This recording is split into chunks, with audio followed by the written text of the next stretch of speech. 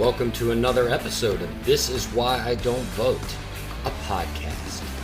Your safe space to discuss sports, politics, social issues, and even religion, where we will take it all very seriously, but not too seriously. Season 2, Episode 5. What if Vladimir Putin was just simply afraid? What if he's just scared? In addition, we will discuss the new social trend that's sweeping the nation. Blame it on COVID. And last but certainly not least, my dear Newcastle United and its acquisition by the Saudi Public Investment Fund. Petro dollars to the rescue. If you enjoy what you're hearing, please like, thumbs up, 5-star, write a review, distribute it through the social medias to friends, colleagues, well-wishers, complete strangers. If you are motivated to do so, please donate. This Is Why I Don't Vote podcast on Patreon. As always, I am grateful. Thank you for your continued support. On to the main attraction. Act 1. What if Putin is just simply afraid? Last week I did a segment on Vladimir Putin and what he framed as the new Russian Empire, words out of his own mouth. Of course, he wasn't so bold as to come out and say that he's trying to reestablish the reign of the czars, but in questioning the communists that founded the Soviet Union, in questioning their decisions, in reinforcing the power, the grandeur of the Russian Empire during the czarist rule, Putin was sending a message to not only his people, but to the world. Based on all the media coverage, it's hard not to get wrapped up in all of the bombast, in all of the bold talk from the media pundits, from the media personalities themselves. What bold action are we going to take? What are we going to do? How are we going to stand up to this bully? All of the motivations lie somewhere in that vibration of power, a power dynamic, someone abusing their power. But what truly would motivate Vladimir Putin to invade another country at this critical time in the world's history, still managing a pandemic? What is his true motivation? I was having lunch with a buddy, and we were talking about this, and it just came through me that all of the bombast, all of this bold talk, it is just a mirror of what Putin himself is doing. The media, the politicians, they all just lap it up because it hides the true motivation of why people speak and act in this tone, in this vibration. It's not that complicated, dear listener. It's not that complicated. The fact of the matter, it's fear. It's fear. Fear drives all of us to do many of the things that we do. Fear of what other people will think. Fear of our own judgment. Harken back to what your parents told you when you had to face the school bully in grade school. Bullies are insecure people. Yes, they may have power, but that power belies a deep-seated insecurity. And in looking at this situation with Vladimir Putin, I believe it is fear. I feel that it is fear that motivated him to take such drastic action and invade Ukraine. What kind of fear, you may ask, dear listener? What kind of fear would motivate a man as powerful as Vladimir Putin to invade another country, to risk financial ruin, to be cut off from not only the Western, but in many parts of the Eastern world, to risk World War III? Is he not a madman? How could fear be the motivating factor? What came through me was that he is an autocrat. Putin came into power in 2000. He changed the Constitution. He changed the Constitution of the nation to allow him not only to stay in power, but to continue to run for office until well into 2030. I believe he can actually run for office again in 2032 or 2030, and he can stay in office until 2036. Close to 40 years in power. That's an autocrat, no matter the name of the office. If you think, even briefly, about the autocrats, about the totalitarian dictators throughout the course of history, over the course of time, they become increasingly paranoid. What do they become increasingly paranoid about? What are they fearful about? Are they fearful about foreign powers attempting to undermine their rule, attempting to subvert them, hell, even attempting to assassinate them? I have no doubt that's a concern. But what they're truly fearful about after that tenure becomes longer, grows greater, they become fearful about their own people, the people within their own government, the people within their own country, their countrymen. They become fearful of being ousted from power by their own people. Vladimir Putin took power. He has never let it go, and he has become increasingly unpopular, as any autocrat, as any totalitarian leader naturally does over the course of time. What's an easy way to rally the people around you, to get public support, and to also lock down all of the different elements of your own government, to lock down the military apparatus, the police, to have dissension be a punishable crime? It's war. It's always been war. It will always be war. Putin deceives his own people. Well, he attempts to deceive his own people by arguing that his army, the Russian army, needs to go in and liberate native Russians from a crazy, coked up, and that's actually true. I've read numerous reports that Putin actually believes some of the echo chamber rumors within his own country, within his own government, that Zelensky is unstable from the use of drugs. And I'm going to get to that in a moment, the power of the echo chamber. Here you have a man in Vladimir Putin who, because of his own fear, and that fear not being that of NATO, of Western powers, but a fear of his own people. Here you have a man who's willing to start a war to try to reinvigorate that support that he had garnered for close to a decade from 2000 to 2010. And it's difficult for us to identify with that kind of fear because none of us have had that kind of power and that kind of money. But that kind of power, the kind of power that Vladimir Putin has, that kind of money, the kind of money that Vladimir Putin has been able to amass, these things in and of themselves are drugs. They create an addiction not unlike cocaine or heroin or amphetamine. I'm sure at the beginning of his reign, Putin was euphoric. And the things that he started to accomplish in Russia, the amassing of wealth, the changing of Russia's fortunes on the world stage, I'm sure that he was euphoric. But over the course of time, you always get to a point of stasis where you are not only satisfied with where you are at, but then you start to become bored. You get complacent.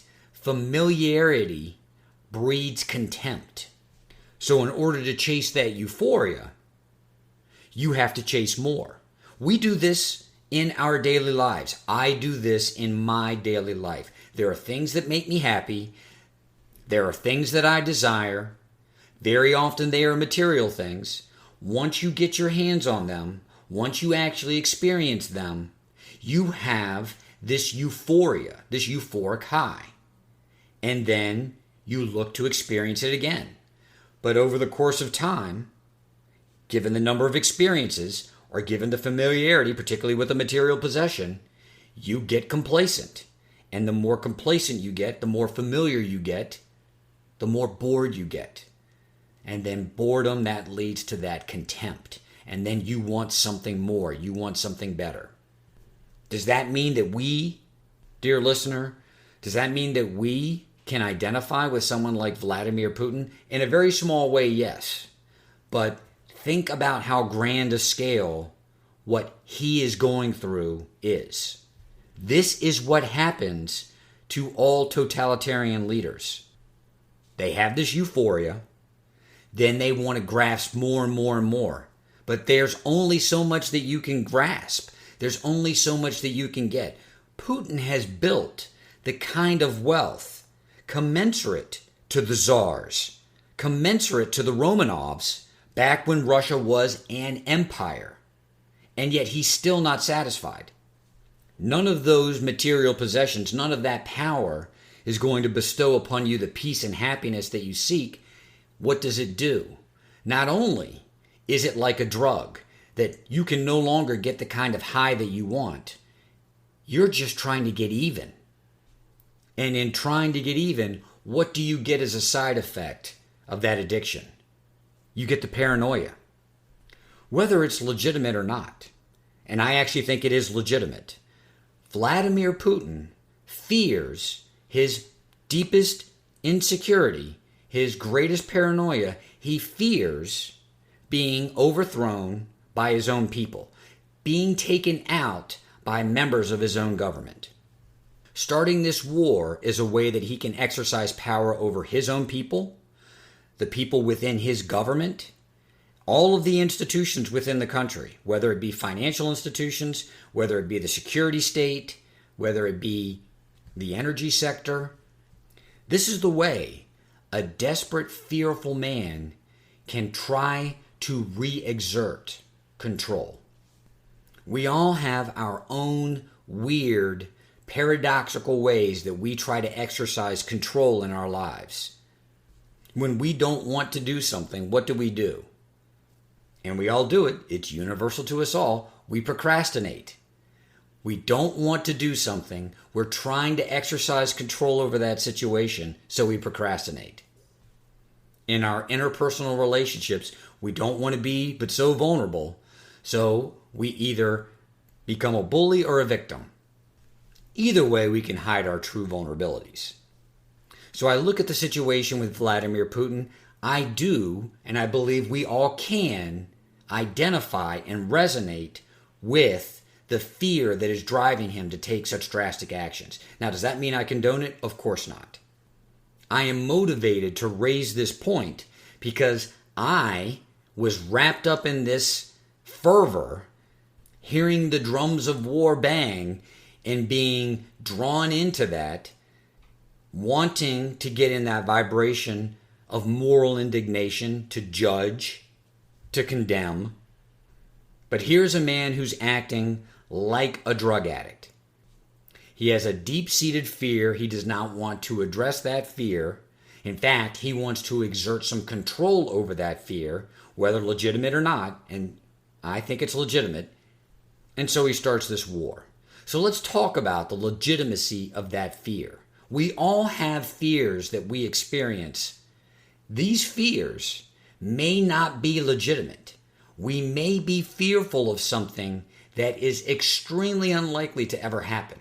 And yet that fear can control our actions. It's just a thought in our head, a feeling in our body, and yet it controls our actions. It controls how we respond to the world. So in that way, we can all identify with what Putin's going through. Here is how what Putin is going through is unique. There are very few people who ever reach the zenith, the pinnacle, the top of the mountain. Naturally, those people are inclined to stay on top, no matter what the cost. And when you've made a sufficient number of enemies, you have every right to be paranoid that people are actually gunning to take you out. I believe that Putin's fears are legitimate. I believe that he's made enough enemies within his own country, whether or not they are sponsored by some kind of Western power, whether or not they are being fomented from foreign nationals. Putin himself has made enough enemies retaining power the way that he has to start looking over his shoulder. I don't know if this is akin to Stalin simply going out and murdering and or arresting members of his own government to make sure that there was no dissension in the ranks, though it kind of feels like that, doesn't it? The press conference, 2-3 days before the war, with all of his ministers around, scrambling, looking like scared children, fearful of being admonished. My understanding is that Putin has built such an echo chamber around him. If he had actually told most of the people in his inner circle that he had planned to invade Ukraine in a public way, they would have supported as much, because they know better than to contradict him publicly or privately. Yet, he did not tell them. He actually set the stage for them to go on live television with him, and for him to then yank their chain in a very public way, demonstrating his authority. I cannot sit here and tell you that the man is totally sane and that simply because he's being driven by fear, that rationality will eventually win the day. People driven by fear can do terrible, horrible things and continue to do them because they can't abate that feeling of fear. And if you have no one to come to you, to shake you out of this illusion, of this stupor of fear, then you're more likely to dive even deeper into it. And I alluded to it earlier, the fact that this man, as powerful as he is, as wealthy as he is, as educated as he is, this man has created his own echo chamber. None of us, absolutely none of us are immune. You go back and you look at some of the books that were written in what I'll call the self-improvement industry back in the 1920s and the 1930s. Napoleon Hill, Dale Carnegie. Look at those times. The 1920s and the 1930s were the rise of fascism and communism. And here are these men in these self-improvement forums laying out very plainly, motivating people. Go and hear other people's ideas. Befriend those who are not like you. You are going to live a happier, more productive life when you are being exposed to other types of people, other types of ideas, where you are not sitting in an echo chamber. None of us are immune. We can all be negatively influenced when we are in an echo chamber of our own choosing. And when you have more money and when you have more power, it is that much easier to create your own echo chamber.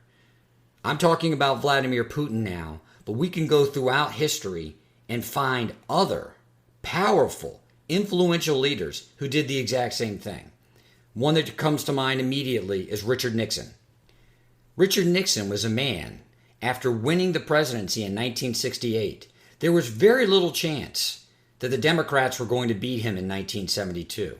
But he was convinced, and he had created an echo chamber for himself, people surrounding him. They were all convinced that the Democrats, if given the opportunity, were going to steal the election. He was so convinced of as much that he felt justified in committing any type of crime, any type of heinous act against the Democrats in order to subvert their opportunity to do what? To steal the election from him. You convince yourself that they're going to do it to you. You convince yourself not only in your own mind, but you create the echo chamber. You create the circle of people around you who are mirroring, who are mimicking that same sentiment, that same vibration, and before you know it, it's your truth. I believe that Vladimir Putin has done the exact same thing. And because of that, there are very few checks and balances to that man, his exercise of power, to his control over the government. The reason this is so troubling is normally we would have this conversation and I would say it's all going to end in tears. And that would mean that people were going to get hurt, that the government the country, it was going to suffer, but eventually that person was going to be deposed, jailed, possibly even murdered. The unfortunate situation here is that Russia is a nuclear power, and not just a nuclear power, but is probably a nuclear power with more capacity than the United States of America. That Russia itself could destroy the entire planet with its own nuclear arsenal. When you get a man in that vibration, that fearful, that paranoid, where he feels like, if I am going to lose, then everyone's going to lose, you have the possibility, you truly have the possibility of a new world order. No telling how the planet is going to survive, although I believe it will, but no telling how it's going to survive a nuclear exchange. That's why I'm doing this segment. That's why it came through me. We need to understand, not abide by, not condone, not even tolerate, but we need to understand the nature of what we're dealing with. The bombast, the fiery rhetoric, that makes people money on cable news networks. It promotes media members into the public eye. They get to sell some books. Politicians may use it to act tough, to sound bold, but none of those people are going to be exchanging rifle rounds anytime soon. None of those people have to suffer the kind of consequences that will befall millions of people if the Russia-Ukraine war goes international. We need to have an understanding of the type of person that operates in that vibration of fear. We've all been that person, but we just haven't had all of the things to lose that someone in that position with that much money and that much power, we haven't had that far to fall. So we need to be very wary and very mindful as a public about what some bold talk and fiery rhetoric and even mildly bold actions can lead to. When you're walking down the street at 10:30 at night and some crackhead comes out of an alley to panhandle, do you antagonize that person? Particularly if they're large, particularly if they come up to you and they're agitated? You can fight your way out of that situation, but generally, you've actually started the fight. And most importantly, who has more to lose? Act 2. Blame it on COVID. As we are wont to do in our later years, we endeavor not to make excuses. We want to be intentional. We want to be diligent. We want to be thorough. If we're going to do something, we're going to do it. If we're not going to do something, we're not going to do it. I can say yes to the things that I want. I can say no to the things that I don't want. Like you, dear listener, I routinely fall flat on my face in this endeavor. Excuses are unfortunate, and they are like assholes. Everybody's got one. That's an old joke, but it's true.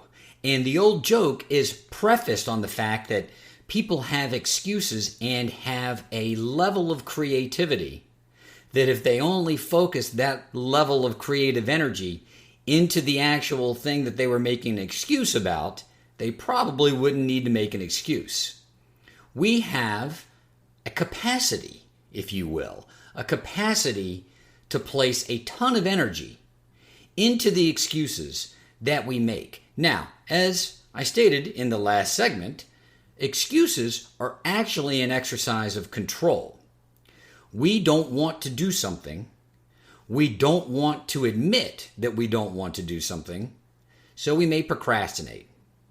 We may actually just deny that we're ever going to do it. And then, when we actually have to deal with the consequences, we're going to make an excuse.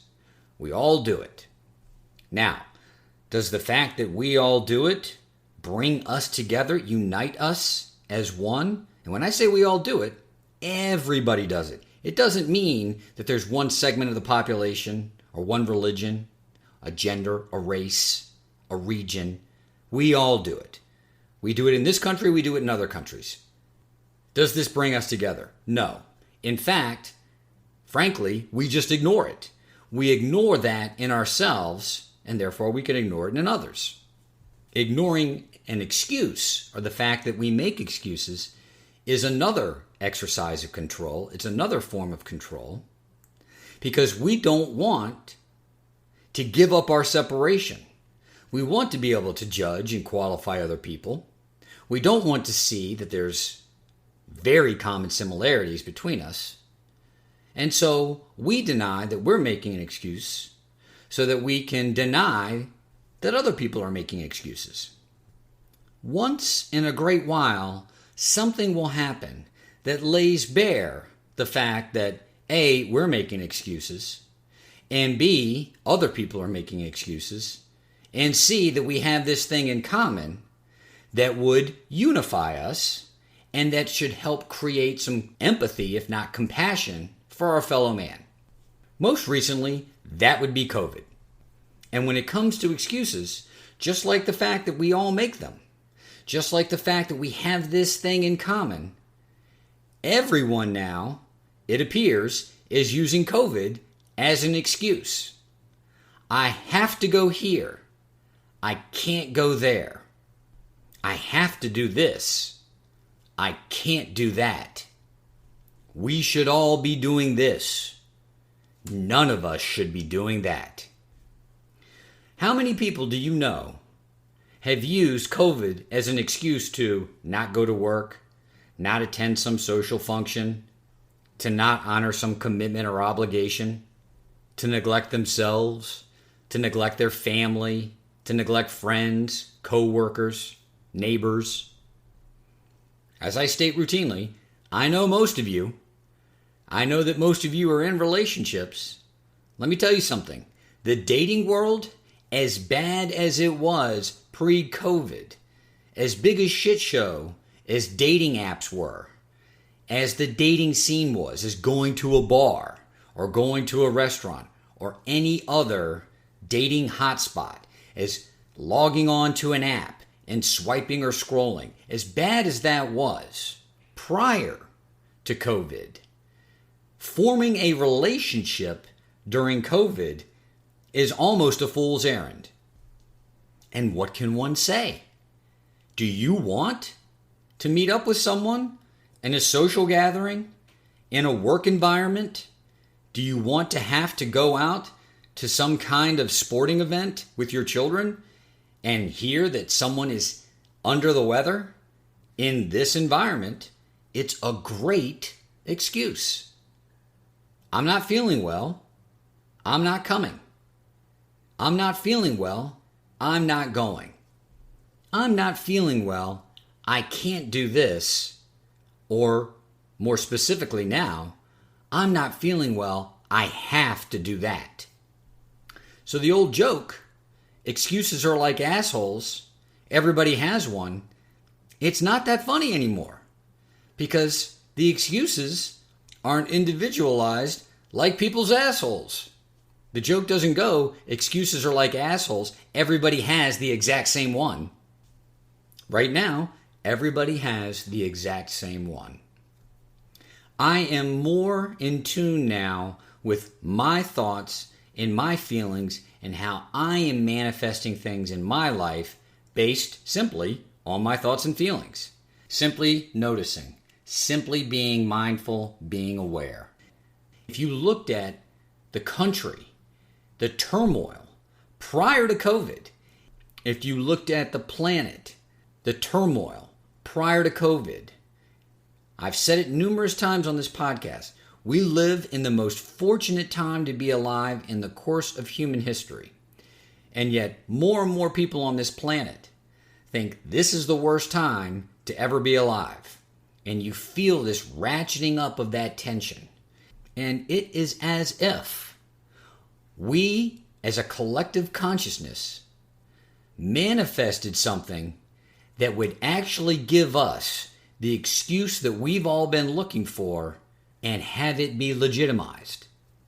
Of course, like most of the things that we manifest in our life, Even if we're completely and totally in the right vibration, we're wishing for it, we've got the correct thoughts, we've got the correct feelings, it's something that we really want.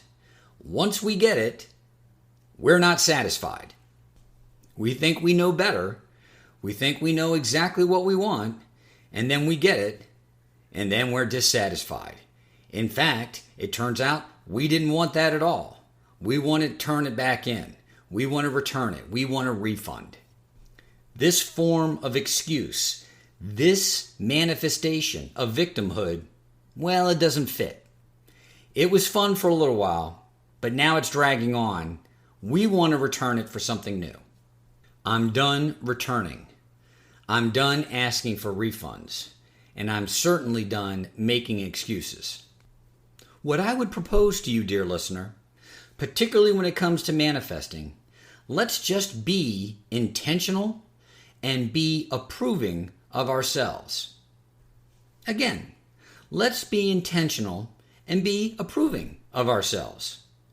We all have jobs. We all have family responsibilities. We all have social responsibilities. We are seeking leisure time in the midst of these busy, busy schedules.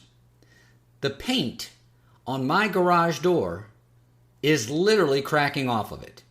Around the seal, around the frame, on the door, just cracking off of it. I possess in my garage right now A, a paint scraper. B, sandpaper. C, wood lacquer finish. D, a paintbrush. E, paint. And for roughly, and I hate to admit this, but it's true, for roughly a year, I have been endeavoring to go out, scrape that paint, refinish that door, paint it, pat myself on the back, beat my chest, be done with another household project. I haven't done it. I find no pleasure in doing this. I'm not that concerned because it's not a structural problem in the house. It's a garage door. It's on the side of the house. No one can see it. It was not but a week ago that I went out with intention and I said, I'm not going to do anything about this. I approve of the fact that I'm not going to do anything about this. And when the world settles down and you can actually hire a contractor for a reasonable amount of money and have them come out and do a job in a reasonable time frame, I'm going to take the hard-earned money that I earn. I'm going to remunerate that entrepreneur for painting my house. And then I just let it go. I'm done. I'm done beating myself up about it. I'm done thinking about it. It'll all come in due time. And then it just kind of settled in. Why do I have to make an excuse at all? If I don't want to go somewhere, I'm a 48-year-old man, I'm going to tell that person I don't want to go there. More importantly, if I do want to go somewhere, I'm a 48-year-old man. Am I that afraid of another's judgment that I can't declare I'm going to this place, I'm doing this thing? I don't want to make any more excuses, and I certainly don't want to use the common denominator excuse, blame it on COVID. That's right, dear listener. No more excuses, and that makes my asshole quite unique. I'm belting out rose-smelling farts. I encourage you to do the same. Act 3. Petrodollars to the rescue. At the beginning of this season, the 2021-2022 Premier League season, Newcastle United was atrocious. Absolutely atrocious. They had the same owner, Mike Ashley. Bumbling dullard comes to mind. The problem, as it's been for every Newcastle fan over the course of the last 13, 14 years, is that Mike Ashley is not a bumbling dullard. He is a cold, calculating asshole who milked Newcastle United for every dollar that he could, keeping the team just good enough to stay in the Premier League, but never quite doing enough to even finish within the top 10. Ran through every manager that he ever hired. The only one that he could keep was Steve Bruce. There we go. Now I'm channeling it. There's the bumbling dullard.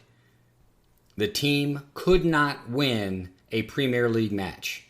They could not finish any game that they were winning. They would draw, and they routinely gave up 3 or 4 goals while scoring none or maybe 1. Destined for relegation. In comes the savior. Petro dollars. Petro currency. The Petro money. The Saudi investment fund that had made a bid for the team the season prior. That bid actually goes through. The sale goes through. The Saudi Public Investment Fund is now the owner. After the sale, it is leaked, it is circulated, what have you, that the team isn't going to make any initial drastic moves, which is a sign that they're actually going to keep Steve Bruce as manager, and they're only going to subtly look at the transfer market to potentially bring in some different players. Well, every Newcastle fan knew where that was going to lead. If you can work for Mike Ashley and you can operate well in that paradigm, in that working dynamic, you are not an employable person. You're not capable. You are not even competent. You are a yes man. And that yes man continued to flounder.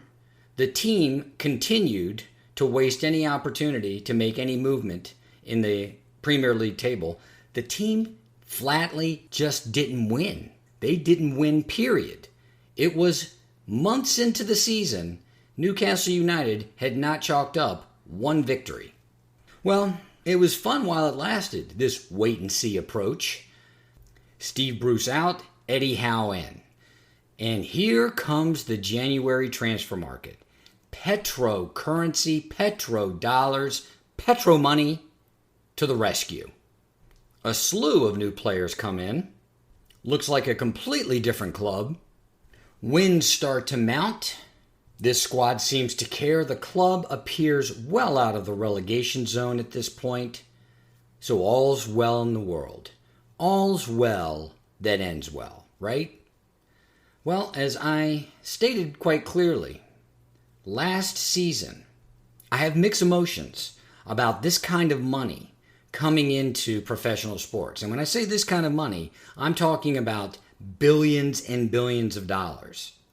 And I make no secret about it, I am troubled by the Saudi royal family, the Saudi Public Investment Fund, owning so many assets around the world, namely Newcastle United, allowing totalitarian regimes a nice cushy place to land their money, something that is ostensibly for entertainment purposes, something that people hold dear as a distraction in their normal workaday lives, presents quite the quandary.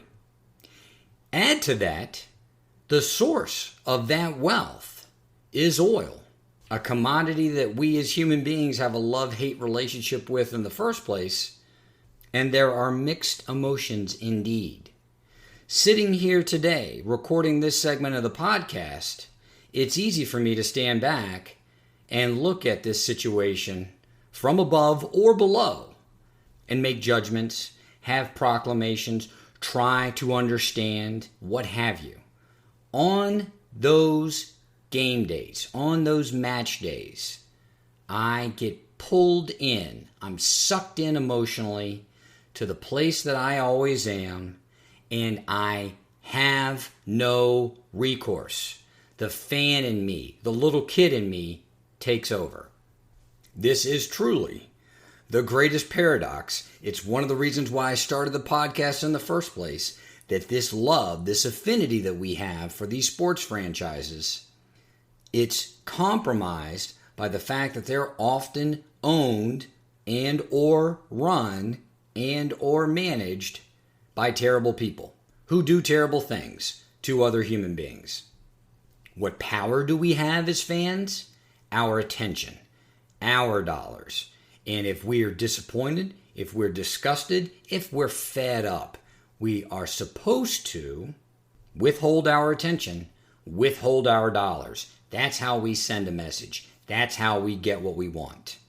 But can we do it? I sit here as someone who has their stomach turn over the fact that the Saudi royal family and the Saudi Arabian Public Investment Fund can exercise the type of leverage that they can in world markets, in sports, in business, in politics, in governments. I can assail them. I can rail against them. This is the reason why we have such economic disparity on planet Earth. This is the reason why totalitarian regimes are so bad that we had to get rid of them through a number of wars, including 2 world wars.